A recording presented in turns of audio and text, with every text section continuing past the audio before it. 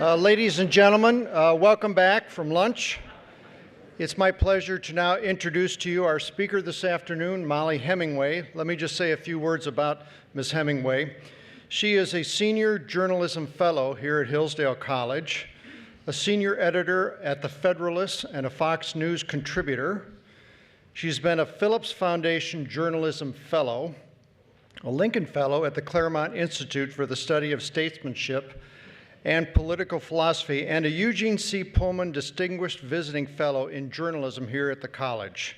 She has also written numerous publications for including the Wall Street Journal, the Claremont Review of Books, USA Today, Ricochet, the Los Angeles Times, the Washington Post, the Federal Times, and Christianity Today.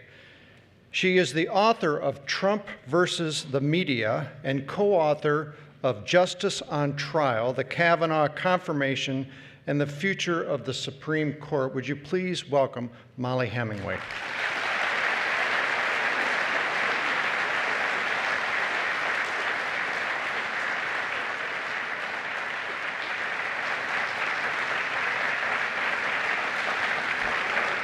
Thank you.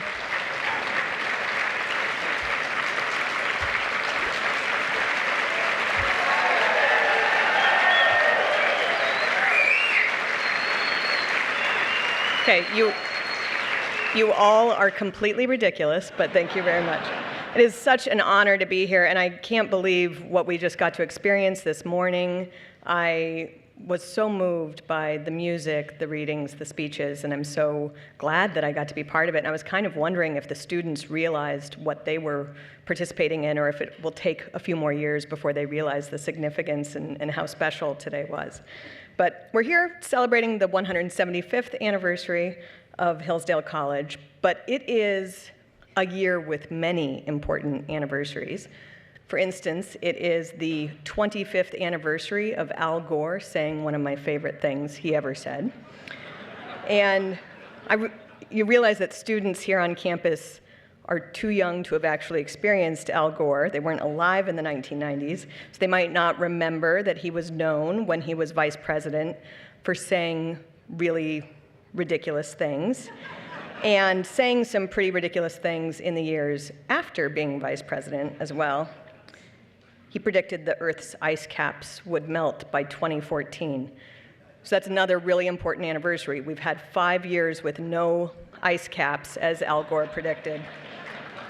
But most of his farcical observations are best forgotten, but one has proved prescient and revealing, if unintentionally so, in the process of praising America's legacy of ethnic tolerance or thinking that we could do better in the future. He said, America can be e pluribus unum, which he translated as out of one, many.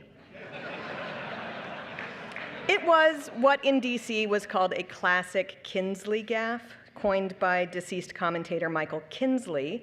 That's when a politician reveals some truth that they did not intend to admit. And over a quarter century ago, he was inadvertently saying something that has subsequently become something of an article of faith among many on the left. Having a shared identity as Americans, a shared set of constitutional principles, and having those laid out in our founding documents and all sharing them is increasingly something that people don't desire or see. So let's put a pin in that and move on to another anniversary, which is the 10th anniversary of the launch of the Tea Party. On February 19th, 2009, CNBC editor Rick Santelli was on the floor of the Chicago Stock Exchange and wondered whether there should be something of a tea party in response to these various corporate bailouts that were happening at that time.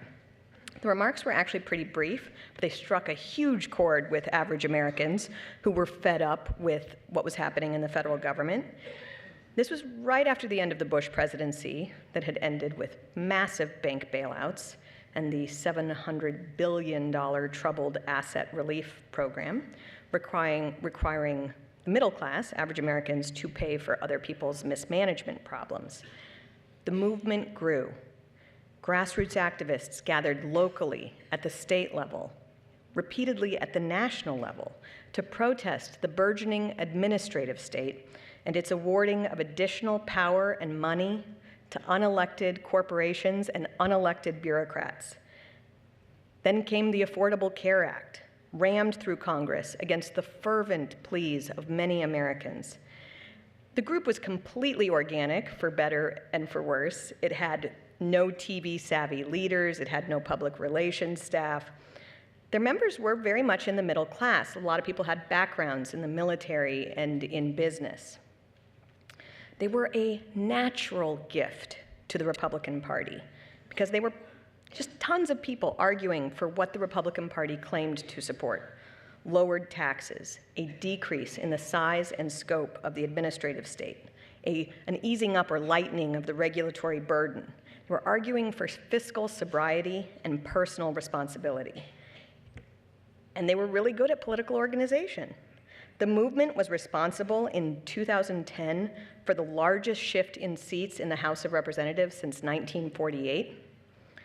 Republicans picked up 7 Senate seats, flipped control of 20 state legislatures, and picked up another 6 gubernatorial seats. This was really important at a time when redistricting was happening and other issues at the state level. But the response to the group was fascinating. The media couldn't or chose not to understand the group or viewed them as a threat and immediately characterized what they were doing as racist, which is their go-to slur. The Democrats understood the party of the Tea Party and fought them valiantly, but the response from many Republicans was surprisingly hostile as well. Mitch MCConnell, who's a main player in my book that I wrote with Carrie Severino, said in 2014, "I think we're going to crush them everywhere," he said, referring to the Tea Party. "I don't think they're going to have a single nominee anywhere in the country." And he was right. They didn't that year. He won his primary in Kentucky, Thad Cochran won his primary in Mississippi, and Pat Roberts won his seat in Kansas. Other Tea Party or Tea Party type figures in that and other years have fared better, including Senators Rand Paul, Marco Rubio, Ted Cruz, Ben Sasse. But McConnell's point stands. He said they would be crushed, and in large part, by joining with Democrats and the media and others, the establishment did successfully crush them. They kept the insurgents at bay, co-opted a lot of the people that came. Remember what happened with that Affordable Care Act. People who didn't like it were told, "You just need to elect us to the House of Representatives and we'll take care of it." And they did. 2010, we just talked about it, that largest turnover in seats. So, oh, the House isn't enough. You need to give us the Senate as well. And these people got out there and they managed to take the Senate as well. And nothing happened. So, okay, you got to give us the presidency too, and then we'll really take care of it. And so they did that. They, against insurmountable odds, seemingly insurmountable odds, they take the presidency in 2016. And I understand that it's complicated. I understand the Senate majority was very narrow. But it turned out that they did not succeed in overturning Obamacare. And so with that, there's this sobering realization that the small government movement that was the Tea Party kind of died at that moment. It's also perhaps worth just remembering that there was an element of this in the Reagan administration as well. Many people began to see the futility of taking on the bureaucracy and truly beating it back. President Reagan tried to do this with various things, and they, by and large, didn't work. Even take reining in the EPA. He appointed the mother of current Supreme Court Justice Neil Gorsuch to deregulate, to move regulatory control to the states instead of at the federal level. And she was pretty much run out of town within 2 years. Other efforts seem to be met with similar ends. But with the crushing of the Tea Party, many Americans who earnestly thought that they could stand up against the state found out that they were wrong. It left many Americans realizing that the administrative state, the bureaucracy, the unelected bureaucracy, could not be dismantled, and that all future political battles might have to be for mere survival against encroaching forces. Those who argue for limited government, who know that the state can only grow at the expense of the liberty of the people, learned a really tragic lesson. The notion that the people could demand that the government of Washington, D.C. be reduced It became something of a sad joke. So did much of the conservative, or the traditional conservative and libertarian arguments that failed to take into account the new power dynamics in play. And one of those new dynamics was the sudden lurch left and increasing power of corporations. Not content with the mere crony capitalism that they'd had before, they now are fully entrenched within the administrative state, relying on them for their growth and encouraging progressive social change to ensure compliance from the people. The more embroiled and powerful these large corporations become in people's lives, the more they control the contours of public debate. Understanding this treatment of these and other voters, these Tea Party and other voters, and how they have been crushed by elected representatives, frittering away their Article I powers to the unelected bureaucracy that serves as judge, jury, and executioner in political life, is key to making sense of this current moment that we're in. It explains why so many of the candidates that were offered to voters in the last cycle failed. You remember Senator John McCain gave a gracious concession speech to Barack Obama.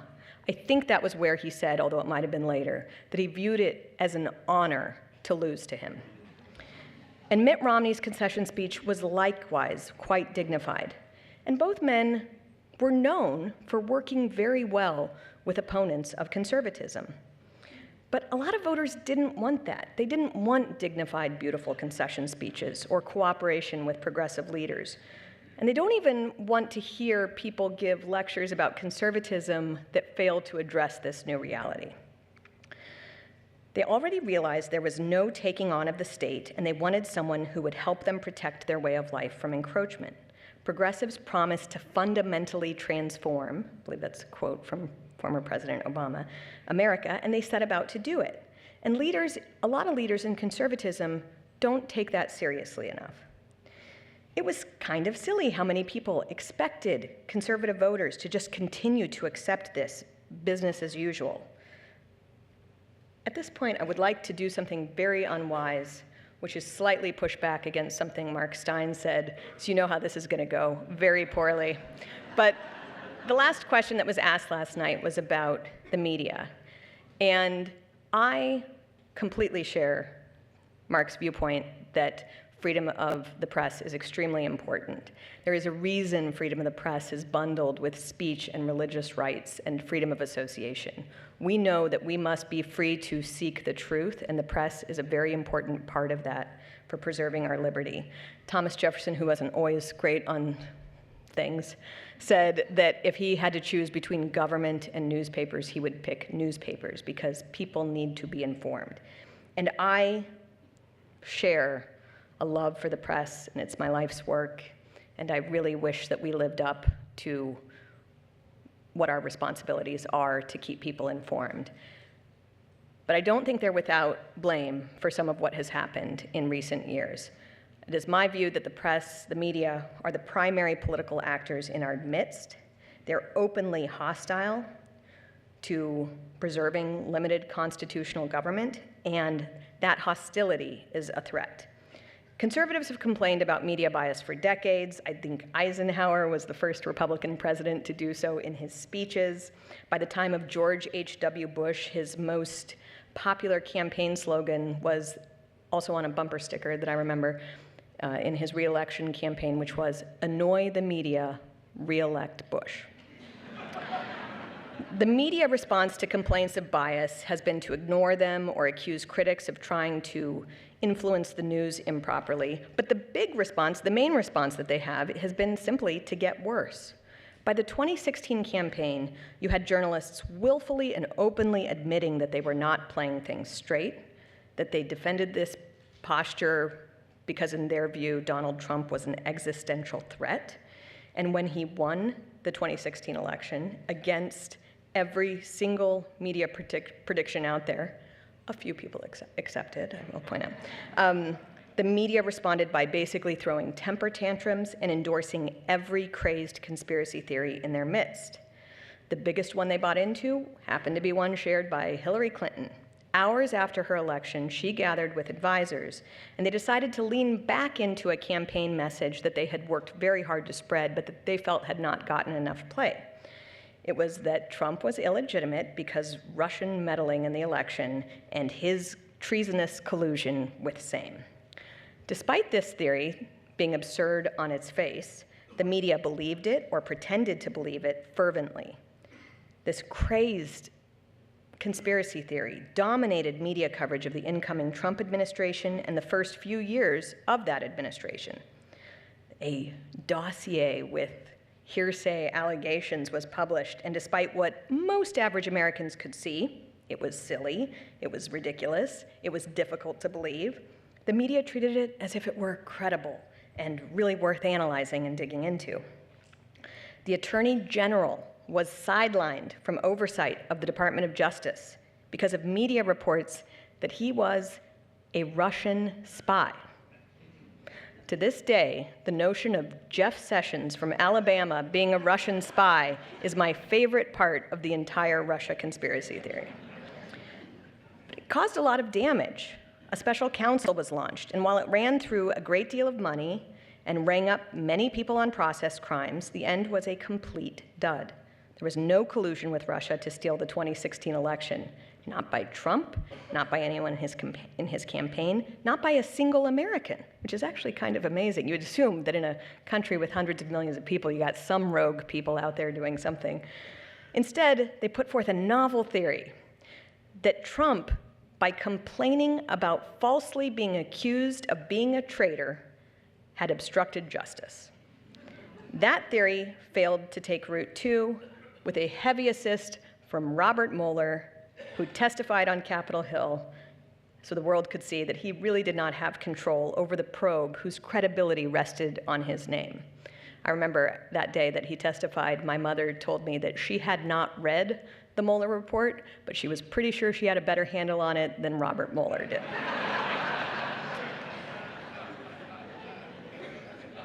We also might take a minute to note media coverage of another story I'm very familiar with, which is the Cavanaugh confirmation battle.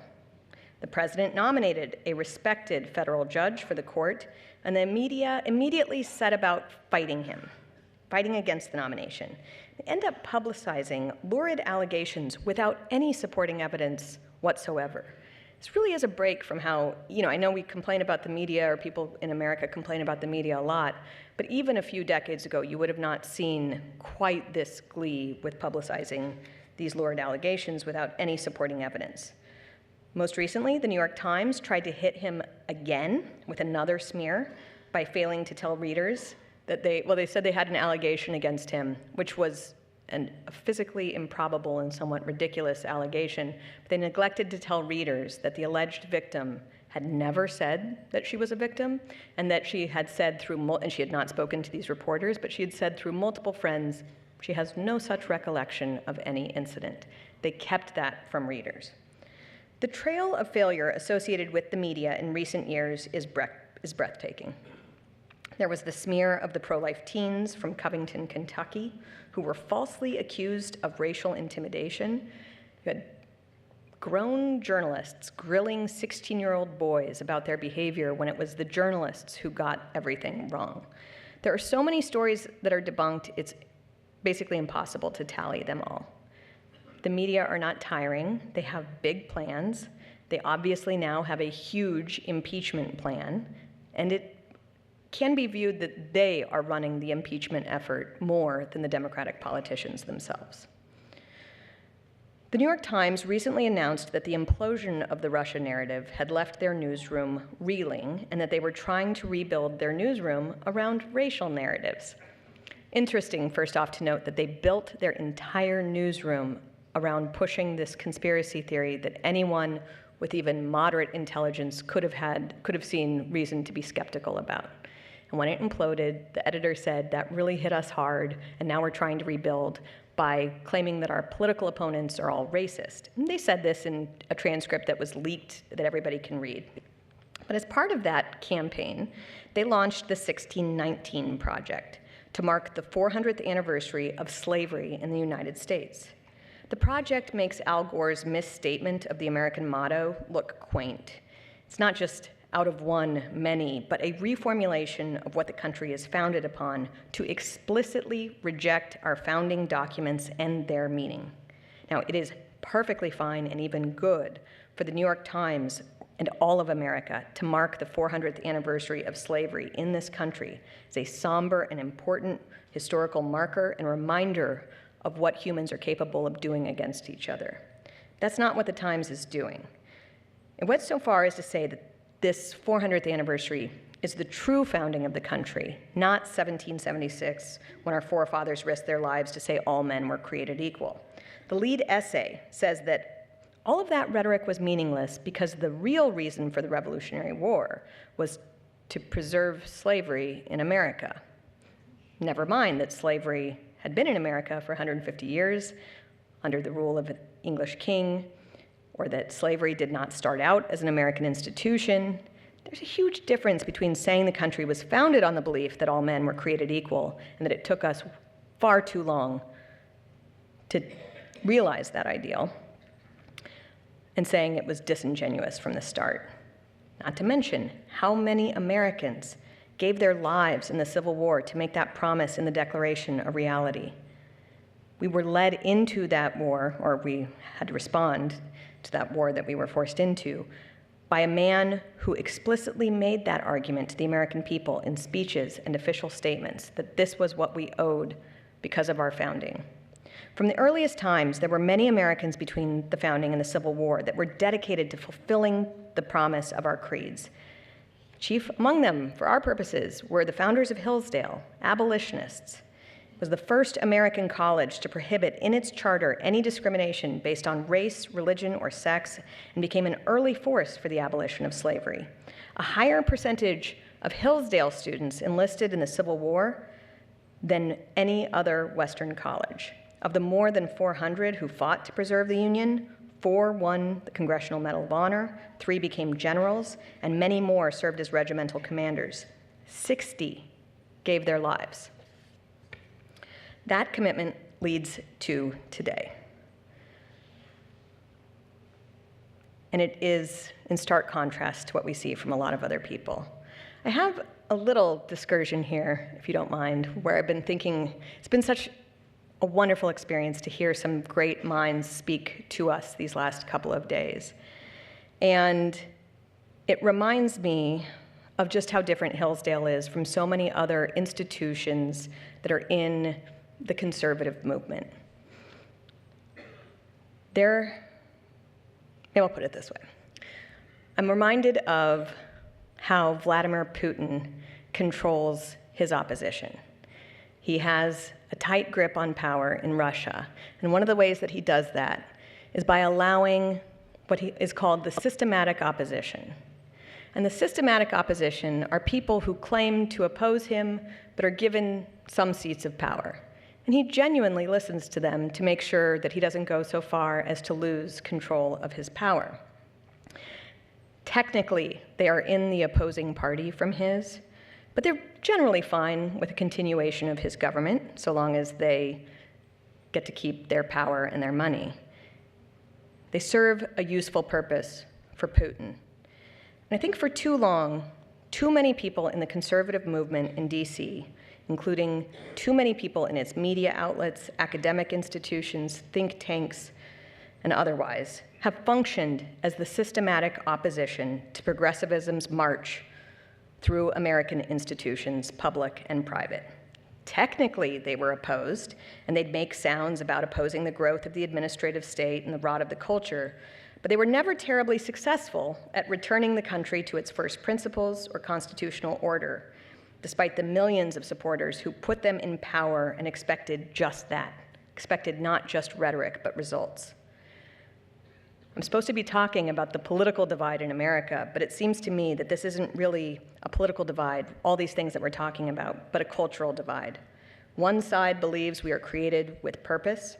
We seek truth in order to do good. We understand human nature and how it is shared by all of us. Our laws come from these beliefs, and the founders wrote them into our documents that form the basis of our republic. Another side embraces a fervent religiosity, a secular religiosity built around the exercise of raw majoritarian power. many cases, they reject reality, even if it means the reality of biological distinctions between male and female. They reject the very notion of a divine creator who sets forth rights and wrongs through space and time. And relatedly, there is a rejection of redemption and forgiveness, leading to brutal ritual punishments and mobs tearing down neighbors. It perhaps goes without saying that along with the New York Times, they reject our current form of government as well. It's not a political divide. It is so much more than that. And anyone who thinks that this will be resolved through an election or something like that is not thinking clearly. These pressures and divides have been building up for more than a century. And just as Roe v. Wade didn't magically end the debate over human rights or abortion, a single election, even a series of elections, is not going to bridge the gap between two dominant cultures. Hillsdale College, under its very able leadership, understands the seriousness of the problem and the insufficiency of many of the current approaches to tackling American problems. We don't need rearguard action, tisk-tisking at the media for being historically wrong.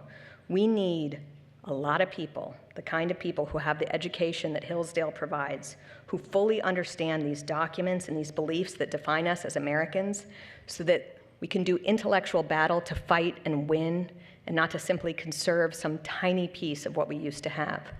As our country's divides become greater and more worrisome, we need more Americans who understand the history of our founding, the philosophies that undergird it, and what divided government seeks to accomplish. This is being done in the context of a movement in this country to erase our history in progressive madrasas, essentially, that reimagine these things with a media that seeks obfuscation rather than enlightenment. The main thing that gives me hope right now is classical liberal arts education. My children attend a school, a classical Lutheran school, that is staffed by Hillsdale graduates. That is the #1 thing I'm happy about in my life right now.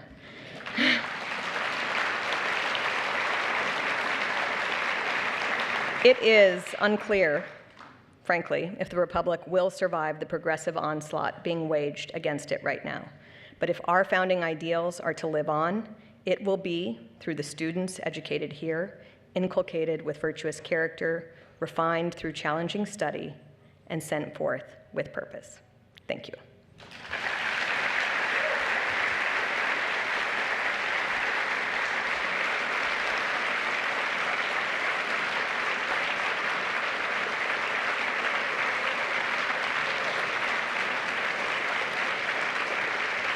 And in general, I prefer to answer questions, so we have time for some questions.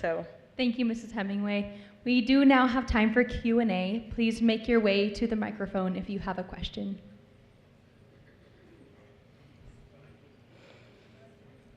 Or I can just ramble more, too.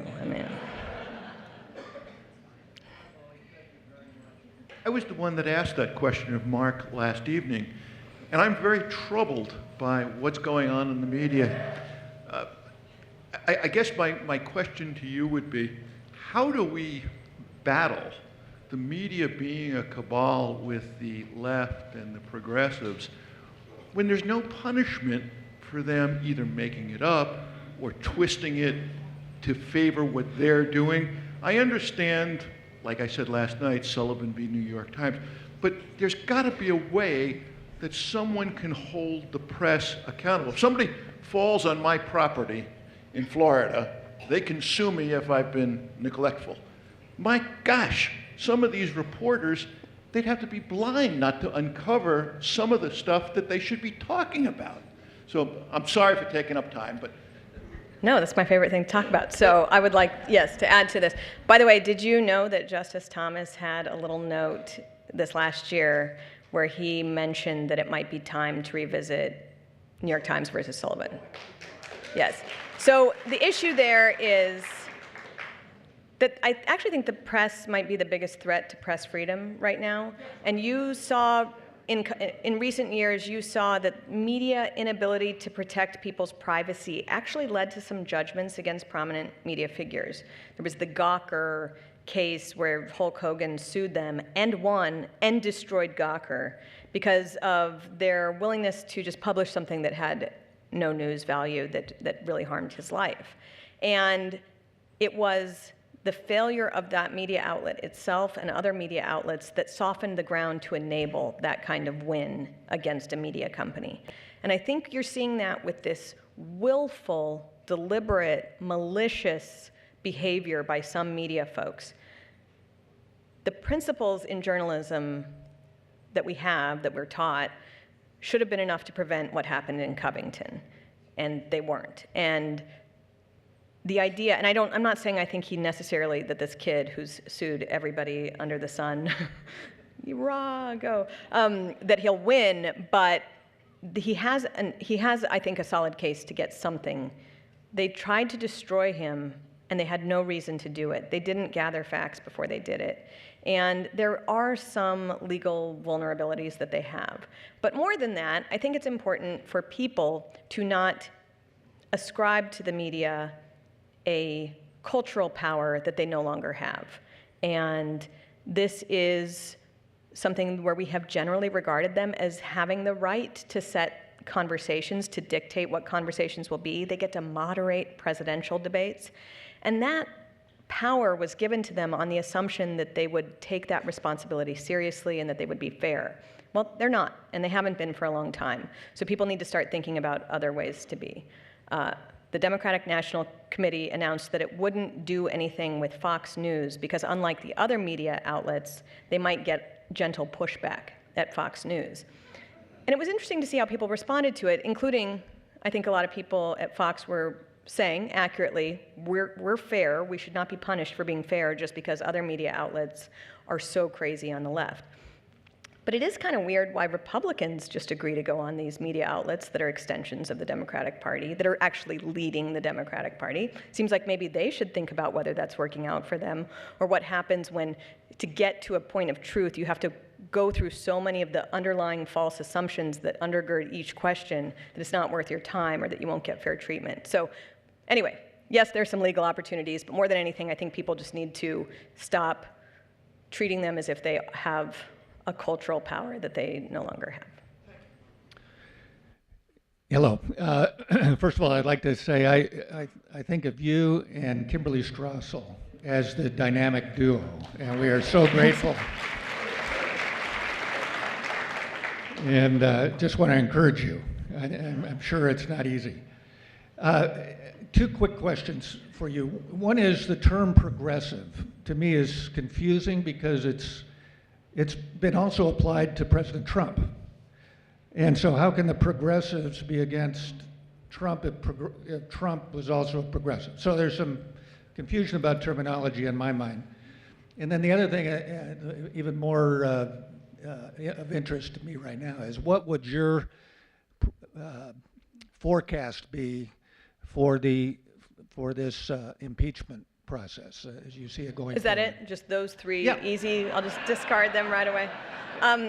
First off, I just want to say I use the term progressive to refer to the progressive movement, this more than 100-year-old movement that really got going with Woodrow Wilson, that has this idea that human nature can be conquered and that the Constitution is a barrier that needs to be overcome. I don't like using the word liberal because I think liberal is a great word, and so I'm a little stubborn on that.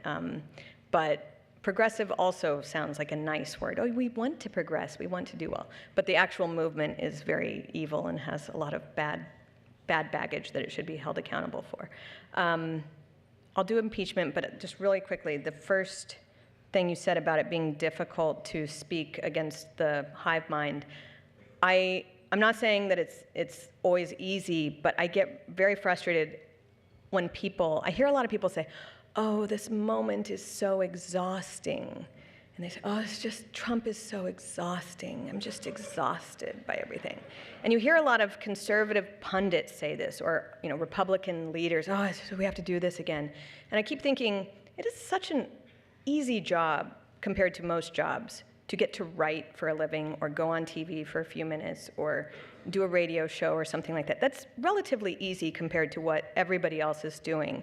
And that you get to do it is not exhausting. And if you find it exhausting, you probably shouldn't do it anymore, because there are a lot of people who are counting on you to articulate conservative principles or to advocate for different things. And if you can't muster the energy other people can, so just head on out. But anyway, that's a little sideline. As for the impeachment thing, I predicted he would be impeached already, so I'm a little bit behind schedule on that, and I don't really know. I would have just assumed it, like I said, I thought it would have happened already, so when this started, I thought, well, of course it's going to happen. I take such extreme delight in how we're still trying to figure out what we're going to impeach him for. Like, the impeachment is a foregone conclusion, but like, well, what should we, what can we find here, which is not how it should go. But and I still assume that they will. I will say this rollout is going much more poorly for them than all of their other attempts. And that might actually prevent impeachment from happening. And when the Russia hoax started, you saw a lot of people in Washington, D.C. take it seriously on both sides of the aisle. You almost saw people hoping it were true as a way to get rid of him. And you saw a lot of Republican leaders and political pundits and whatnot say, I don't know, this sounds really serious. And that enabled things to get crazy. And it gave the people running this operation a lot of power. And with this thing, I just thought it was interesting that right away people were like, doesn't sound like much. Because they've already been through the Cavanaugh thing. They've already been through the Russia thing and all the other cultural things like the Covington boys and everything else like that they're not willing to just accept what the media claim are big issues. Not to mention that every piece of actual information you get, just like with Russia, they'll promise a bombshell, and then when you read it, you're like, that doesn't sound like much. And so what I'm mostly interested in is how Republicans don't seem to be playing along with it. That's surprising to me. They seem to be pushing back hard. You have people attempting to censor Adam Schiff for colluding with the whistleblower before the whistle was blown, which is just so fishy, and he is a fishy person. And this is a part of a pattern for him of saying things that are false. You have people in the Senate pushing back hard against the idea that it's not legitimate to ask Ukraine to explain why it meddled with Hillary Clinton in our 2016 election. So it might not go as well for them. I don't know. I'll start by echoing the compliment about how good a fighter you are for what we believe in. Thank you for that. Thanks. You talked about the passion and the sacrifice and the commitment of the founding generation. So any thoughts, suggestions on how to make liberty passionate again? It's a big question that I'm not sure I have enough of a good thing to respond to, but I am hopeful. I'm always kind of hopeful. Part of it is that there really are some people who seem to be willing to stand up in difficult scenarios. Part of it is that as things get more oppressive, I think it makes choices more clear for people. We are really just living in the fruition of decades of progressive education and what it has done to a lot of people. But there are a lot of people who were not educated that way and who do love what we have here and understand that it needs to be fought for. I wonder if we're too comfortable to actually have the fight that we need to have, and that is a risk. But you don't pray that things get worse so that people aren't comfortable. But I don't know, I think, again, it's perhaps a small thing, but speaking about why we're here, I do a lot of hiring and I meet a lot of new graduates, and a lot of them do not inspire confidence in me or give me hope. But the success rate of working with Hillsdale graduates has been just unbelievable. They seem to be able to think critically, write clearly, understand the significance of what they're talking about. You do that enough and you start having a good movement.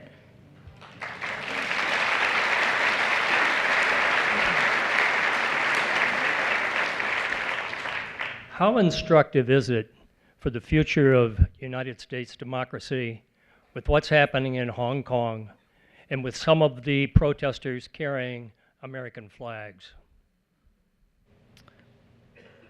Could you explain that a little bit more? What you're asking, sorry. What effect this might have on China itself?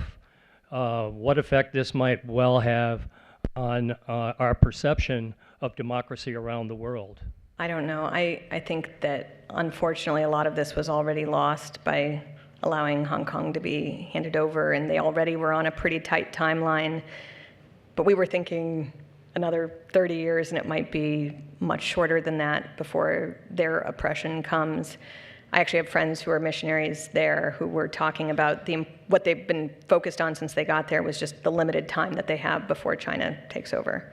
It really takes over. But realizing that it might be even shorter is very harrowing. On the other hand, it is so inspiring to see that they understand what they're fighting for and why they're fighting for it, and it does give you this glimmer of hope.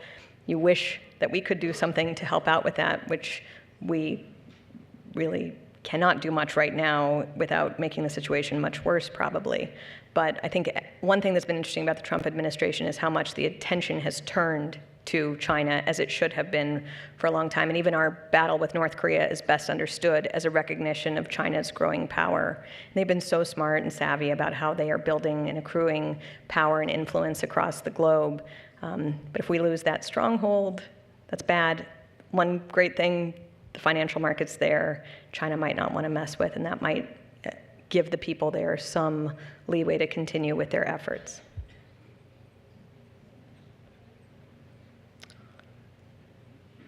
Mollie? Yes. I'm still stuck back on Benghazi. I just found it incredible. I come from the home district of Trey Gowdy, and I thought for sure he would have her dead to rights on that one, and nothing happened. So if you could speak to Benghazi. But the other thing that I'm really excited to know is who writes the Democratic talking points that come out every morning and it says the same thing all across the media spectrum? Who does that? I mean, it actually does probably come out as talking points that you really do get when you're on TV or when you're in communications. People just send you what they think the talking point should be. It is entirely possible that they are just getting the same shared, what it sounds like might be exactly what's happening. But it's also true that people sometimes don't need talking points because they already agree with the agenda. And so they just kind of know what to say. Yesterday, it came out that Adam Schiff had worked with this whistleblower before it came out, which a lot of people were saying, it seems like Adam Schiff knows a lot about this whistleblower before it came out. And the media said, that's a conspiracy theory, and you should stop saying it. And it turns out the people who were saying that were absolutely right. The New York Times spun it in the nicest possible fashion. They were like, okay, Adam Schiff was working with the whistleblower in a clearly partisan action designed to get impeachment. But don't worry, it's all on the up and up. And you saw all the media people just kind of parrot this. Nothing to worry about. Yes, Adam Schiff lied to me personally when he said he hadn't talked with him, but nothing to worry about. But you saw other people rejecting that, and that made me happy. About the Benghazi thing, one of the things I've learned by covering these really complex situations is just how effectively many people have weaponized complexity, and also how difficult it is to hold people accountable when you don't have a lot of key people helping out. You can control Congress, but you don't have control of, the Department of Justice, where you might be able to encourage something to happen or whatnot. The Benghazi report that came out was actually, just showed that a lot of people who had questions about it were right. And there's so much more that would be interesting to look into there about why we were in Libya in the first place, who had personal financial interests there and whatnot. But the people are very good at avoiding accountability, and if you don't have a really clear plan of action to come up against it, it probably won't work well. The Russia thing is maybe the only thing that there will be a little bit of accountability for. You have the Inspector General report coming out within the next month. Inspector General reports are extremely boring, and they're written almost in a way to preserve the agency that they serve. But these recent Inspector General reports from the Department of Justice have been absolutely explosive. I mean, talking about really bad things that James Comey has done, recommending him for criminal prosecution, even if that was declined by the Department of Justice, saying about the damage he's done to the Department of Justice and whatnot, and to the FBI. And I expect this next report will be more of the same, and that there might be actual actions taken, even though it only is going to deal with surveillance. And Attorney General Barr and this prosecutor Durham really are looking into the origins of the probe. And for me, I would just almost be happy to just get straight answers It would also be nice to hold people accountable. And if they don't hold people accountable, I worry about, again, the preservation of the republic. People have already seen in repeated fashion that if you are with one set of people, you can get away with, quite literally murder. And if you're with another set of people, any little thing you do wrong will put you in prison. And that is not sustainable for confidence in our institutions. So I hope that even though people don't want to hold people accountable, that they recognize that it would be a much worse problem for the country if they don't. We have time for one more question. Okay. Right. Excuse me. I recognize in your talk there about the so-called conservatives that aren't quite so conservative. It's cabal. They side with the Democrats. It's an expression of the sort of run with the fox and hunt with the hounds. And I get 20 pleas from the Republican Party to donate. Throughout the day, I'm getting them right now. And then I had 41 representatives retiring and pulling out, now 20. So I think you're absolutely right. You need people that are there with conviction, not just it's a question. You want a question? I'll give you a question.